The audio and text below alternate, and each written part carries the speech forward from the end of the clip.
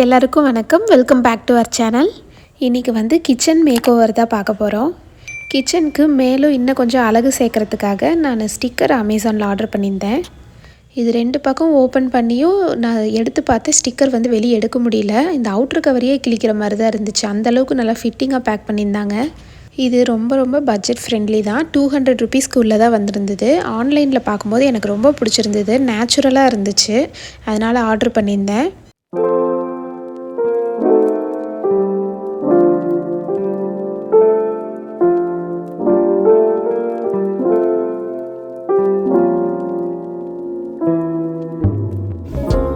மேலே right side கார்னரில் பார்த்தோன்னா எந்த மாதிரி ஆர்டரில் பேஸ்ட் பண்ணால் நல்லாயிருக்குங்கிற மாதிரி கொடுத்துருக்காங்க ஒரு சாம்பிள் பிக்சர். நான் ஆன்லைனில் பார்த்த பிக்சர் வந்து டிரான்ஸ்பரண்ட்டாக வாலில் பேஸ்ட் பண்ணியிருந்த மாதிரி இருந்துச்சு. நேச்சுரலாக இருந்தது பார்க்குறதுக்கே. அதை பார்த்து தான் நான் வந்து ஆர்டர் பண்ணியிருந்தேன். ஆனால் இதில் வந்து ஒயிட் கலர் பேக்ரவுண்டோட பேப்பரோடு வந்திருந்தது. அதுவும் இல்லாமல் பேக்கிங்கில் கொஞ்சம் கசங்கின மாதிரிலாம் இருந்துச்சு. அதனால் மாற்றி சென்ட் பண்ணிட்டாங்களோ அப்படின்னு ஒரு டவுட் இருந்துச்சு. ஆனால் வந்து நான் எதிர்பார்த்த மாதிரி டிரான்ஸ்பரண்ட் ஸ்டிக்கர் தான். நான் உங்களுக்கு காமிக்கிறேன், எடுக்கும்போது உங்களுக்கு தெரியும். ஃபஸ்ட்டு இதை ஒட்டுறதுக்கு முன்னாடி எந்த இடத்துல ஒட்டினா நல்லாயிருக்கும் அப்படின்னு சொல்லி பார்த்தேன். இந்த பக்கம் இந்த ஸ்விட்சுக்கு பக்கத்தில் ஒட்டும்போது நிறையா பிக்சர்ஸ் வந்து ஒட்ட முடியாது. ஒரு ஓரமாக எல்லாம் சுருக்கி ஒட்டுற மாதிரி கொஞ்சம் கசகசன்னு இருக்க மாதிரி இருக்குமே. இந்த பக்கமாக இருந்தால் கிச்சனுக்குள்ளே என்ட்ரானதுமே நல்லா தெரியும். ஸ்பேஷியஸாகவும் இருக்குது. கொஞ்சம் கேப் விட்டு ஒட்டிக்கலாம் அப்படின்னு சொல்லி பிளான் பண்ணி, அதுவும் சைஸும் பார்த்துக்கிட்டேன், எந்த ஹைட்டில் ஒட்டினா நல்லாயிருக்கும் அப்படின்னு சொல்லிட்டு பார்த்துட்டு அதுக்கப்புறம் எடுத்தேன். இந்த ஸ்டிக்கர் பாருங்கள், இந்த மாதிரி எடுத்ததுக்கப்புறம் டிரான்ஸ்பரண்ட்டாக தான் இருக்குது. இந்த ஸ்டிக்கர் வந்து பேஸ்ட் பண்ணுறதுக்கு முன்னாடியே இந்த டைல்ஸ் வந்து நல்லா க்ளீன் பண்ணிட்டேன். இது வந்து வால்லே நல்லா பேஸ்ட் ஆயிடுச்சு. இதுக்கப்புறம் நம்ம க்ளீன் பண்ணும்போது இதுக்கு மேலேயே வந்து நம்ம க்ளீன் பண்ணிக்கலாம். ஆனால் வந்து எவ்வளோ நாள் லைஃப் வரும் அப்படின்ட்டு தெரியல. யூஸ் பண்ணி பார்த்தா தான் தெரியும். இந்த ஒரு ஸ்டிக்கர் ஒட்டினது தான். பாப்பா வந்து ஹாலில் விளாண்டுட்டு இருந்தா. வேறு ஒரு ஆக்டிவிட்டியில் அவளை என்கேஜ் பண்ணிவிட்டு இதை ஒட்டுறதுக்காக வந்தேன். இதை பார்த்துட்டு அதை எல்லாத்தையும் விட்டுட்டு ஓடி வந்துட்டா. ஏதோ புதுசாக பண்ணுறாங்க, ஏதோ வாலில் வந்து கிச்சனில் புதுசாக ஏதோ பண்ணிகிட்ருக்காங்க அப்படின்ட்டு அவளுக்கு அவ்வளோ குஷியாயிருச்சு. அதை பார்த்துட்டு ஊ அப்படின்னு சொல்லிட்டு அவள் லாங்குவேஜில் பேசிகிட்டு இருந்தா. அதுக்கப்புறம் விளாட போ அப்படின்னு சொன்னாலும் போகல. என்னை ஏதோ டிஸ்டர்ப் பண்ணுவாளோ அப்படின்னு நினச்சேன். ஆனால் டிஸ்டர்ப் பண்ணல. ஒரு ஸ்டிக்கரும் எடுத்து கொடுத்தா. குழந்தைங்களுக்கே நம்ம ஏதோ ஒன்று புதுசாக பண்ணும்போது அவங்களுக்கு குஷியாகிடுது.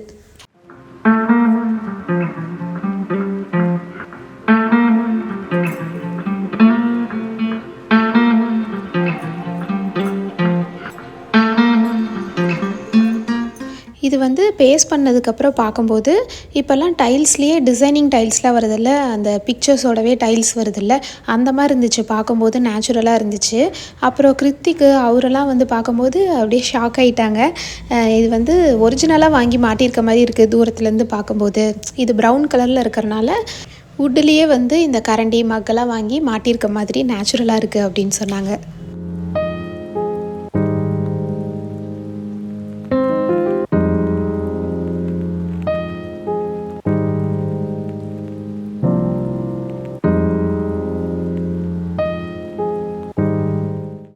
இந்த ஸ்டிக்கர் வந்து எப்போ நம்மளுக்கு வேண்டாம் அப்படின்னாலும் எடுத்துடலாம். எடுத்ததுக்கப்புறம் அந்த ஒட்டின இடத்துல வந்து எந்த பேஸ்ட்டுமே ஒட்டினதுக்கான அடையாளம் எதுவுமே வந்து தெரியாது. இந்த சைடில் இருக்கிற வாலில் வந்து இந்த ஸ்டிக்கர்ஸ் மட்டும்தான் பேஸ்ட் பண்ணியிருந்தேன். இதுக்கப்புறம் இருக்கிற ஸ்டிக்கர்ஸ் வந்து ஸ்டவ்வுக்கு மேலே இருக்க வாலில் வந்து பேஸ்ட் பண்ணிக்கிட்டேன்.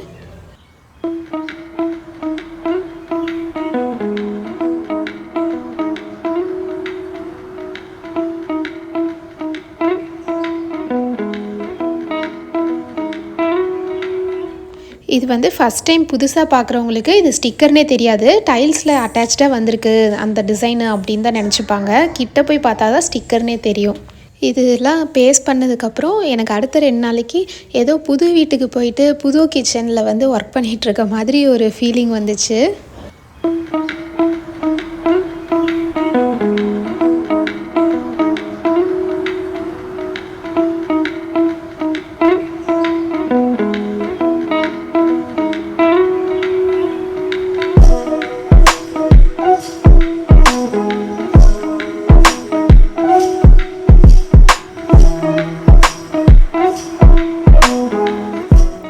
இந்த புது கிச்சன் மேக் ஓவர் எப்படி இருக்குது, உங்களுக்கு பிடிச்சிருக்கான்னு சொல்லி கமெண்ட் பண்ணுங்கள்.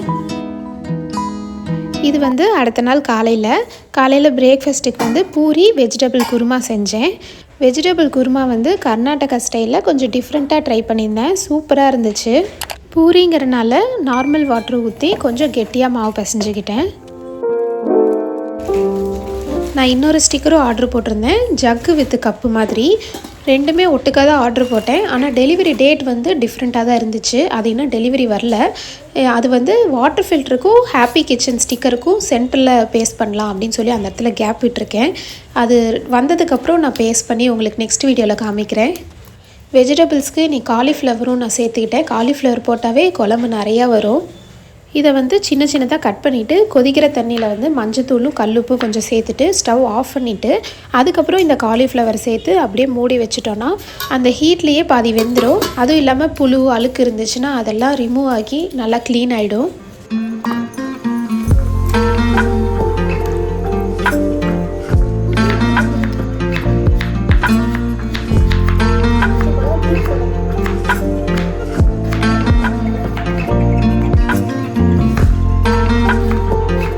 வெஜிடபிள் குருமாவே வெஜிடபிளாக கட் பண்ணுறதுக்கு தான் கொஞ்சம் டைம் ஆகும். கட் பண்ணி முடிச்சிட்டோன்னா செய்கிறது வந்து சீக்கிரமாக செஞ்சிடலாம்.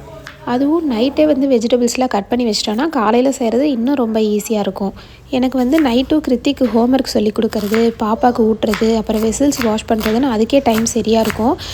அதனால் சமையல் அப்படின்னாவே காலையில் தான் எனக்கு வந்து செய்கிறதுக்கு டைம் இருக்கும். பாப்பாவும் தூங்குவா, கொஞ்சம் ரிலாக்ஸாக செய்யலாம். காலையில் நிறைய ப்ரிப்பேர் பண்ண வேண்டியிருக்கு அப்படின்னா காலையில் நேரமாக ஒரு 6 o'clock எந்திரிச்சு செய்கிற மாதிரி நான் பிளான் பண்ணிக்குவேன். இது வந்து ஒரு புது குக்வேர். இது கிஃப்டாக வந்திருந்தது. ரொம்ப வருஷங்களாக மேலேயே இருந்துச்சு. அன்றைக்கி தான் மேலே இருக்க திங்ஸ்லாம் எடுத்து பார்த்தம்போது இது யூஸ் பண்ணலான்னு எடுத்து கீழே வச்சுருந்தேன். இந்த குக்வேர் நேம் வந்து ப்ரெஸ்டீஜ் ஒமேகா செலக்ட் ப்ளஸ். இது வந்து ஒரு நல்ல ஒரு குவாலிட்டியான நான்ஸ்டிக் குக்வேர். இந்த கடாய் வந்து நம்ம இண்டக்ஷன்லேயும் யூஸ் பண்ணிக்கலாம், கேஸ்லேயும் யூஸ் பண்ணிக்கலாம். நான்ஸ்டிக் அப்படின்னாவே நம்மளுக்கு அன்ஹெல்தி குக்கிங்க்கு அப்படின்னு நம்மளுக்கு ஒரு தாட் இருக்குது. அது கரெக்டு தான். அது எப்போன்னா அதோட டெம்பரேச்சர் வந்து நம்ம குக் பண்ணுற டெம்பரேச்சர் வந்து 260 டிகிரி செல்சியஸ்க்கு மேலே போச்சுன்னா தான் அதோட நான்ஸ்டிக் கோட்டிங் வந்து நம்ம ஃபுட்டில் கலக்கிறதுக்கான வாய்ப்பு அதிகமாக இருக்குது. ஆனால் நம்மளோட குக்கிங் டெம்பரேச்சர் நார்மலாக பார்த்திங்கன்னா 100 டிகிரி செல்சியஸ் தான். அதனால் ஓவர் ஹீட் ஆகாமல் நம்ம நார்மலாக எப்போவும் சமைப்போல் பாயிலிங்காக கொதிக்கிறது அதெல்லாம் வந்து நார்மல் 100 டிகிரி செல்சியஸ் தான். அதனால் பயப்படாமல் வந்து செய்யலாம். ரொம்ப ஓவர் ஹீட் பண்ணாமல் நம்ம நான்ஸ்டிக்கும் யூஸ் பண்ணலாம். இது பாக்ஸில் தான் போட்டு வச்சுருந்தோம். அப்போவுமே ஒரு ஹேண்டில் கொஞ்சம் உடஞ்சிருந்தது. அது எப்படி உடஞ்சதுன்னே தெரியல.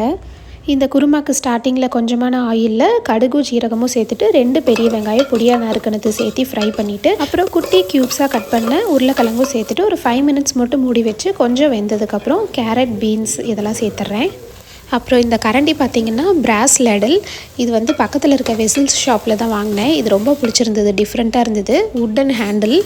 ஆன்லைன்லலாம் இதோட ரேட்டு வந்து 650 தான் ஸ்டார்டிங் ரேட்டே இருந்துச்சு. நான் வந்து 450 rupeesக்கு இது வாங்கினேன். அப்புறம் காலிஃப்ளவர், அப்புறம் ஃப்ரெஷ் பச்சை பட்டாணி இதெல்லாம் சேர்த்துட்டு ஒரு டம்ளர் தண்ணியும் சேர்த்து கலந்துட்டேன். அப்புறம் 2 பொடியாக நறுக்கின தக்காளி இதில் சேர்த்து கலந்துட்டு ஒரு 10 minutes வந்து மீடியம் ஃப்ளேமில் மூடி வச்சுக்கலாம். காய் வந்து நல்லா வேகட்டும். அப்புறம் மசாலா அரைக்கிறதுக்கு 1 முடி தேங்காய், 2 tablespoon பொட்டுக்கடலை, ஒரு 6 முந்திரி சேர்த்துக்கிட்டோன்னா பேஸ்ட் மாதிரி டேஸ்ட்டும் நல்லாயிருக்கும். அப்புறம் ஒரு பட்டை, 3 கிராம்பு, 2 ஏலக்காய், அப்புறம் கொஞ்சம் 1 tablespoon வந்து ஜீரகம், 1 tablespoon சோம்பு இதெல்லாம் சேர்த்துடலாம். அப்புறம் கொஞ்சமாக கருவேப்பிலை, கொத்தமல்லி தழை, கொஞ்சமாக புதினா, அப்புறம் ஒரு துண்டு இஞ்சி, 4 பல்லு பூண்டு இதெல்லாம் சேர்த்து தண்ணி ஊற்றி நல்லா பேஸ்ட் மாதிரி அரைச்சிக்கலாம். மசாலா அரைக்கிறதுக்கும் காய் வேகிறதுக்கும் சரியாக இருந்துச்சு. அரைச்சி வச்ச மசாலாவை இதில் சேர்த்துட்டு இதுக்கு தேவையான அளவு கல்லுப்பு சேர்த்துக்கிறேன். ஃபஸ்ட்லேருந்தே நான் எதுக்குமே உப்பு சேர்த்துக்கல, இப்போ தான் வந்து கல்லுப்பு போடுறேன். இதுக்கு தேவையான அளவு தண்ணி சேர்த்து நல்லா கலந்துட்டு இதோட பச்சை வாசனை போகிற வரைக்கும் நம்ம மூடி வச்சுக்கலாம். 5 to 10 minutes வரைக்கும். அவ்வளோதான், குருமா வந்து ரெடி ஆகிடும். நீங்கள் அரைக்கும் போதே பச்சை மிளகாவும் சேர்த்து அரைச்சிக்கோங்க. நான் மறந்துட்டேன், அதனால் ஒரு மிளகா வந்து கீரி சேர்த்துக்கிறேன். நான் வந்து எங்களுக்கு செய்கிறதே தான் பாப்பாவுக்கும் கொடுப்பேன், அதனால் காரம் வந்து கம்மியாக நான் சேர்த்துக்கிட்டேன். நீங்கள் வந்து அரைக்கும் போது 3லேருந்து 5 பச்சை மிளகா உங்கள் காரத்துக்கு ஏற்ற மாதிரி நீங்கள் சேர்த்துக்கலாம்.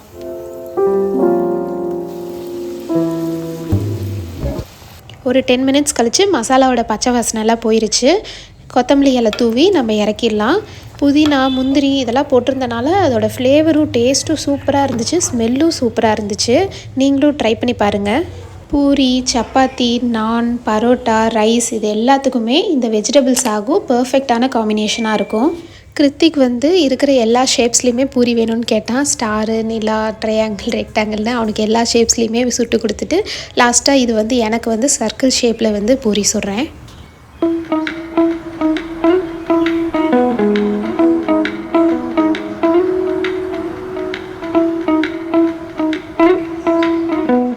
இந்த வீடியோ உங்கள் எல்லாத்துக்கும் பிடிச்சிருக்குன்னு நினைக்கிறேன். இந்த வீடியோ பிடிச்சிருந்தா மறக்காமல் ஒரு லைக் கொடுங்க. நம்ம சேனலுக்கு சப்ஸ்கிரைப் பண்ணுங்கள். நிறையா பேத்துக்கு ஷேர் பண்ணுங்கள். இந்த வீடியோ உங்களுக்கு பிடிச்சிருந்ததா அப்படின்னு சொல்லி கமெண்ட் பண்ணுங்கள்.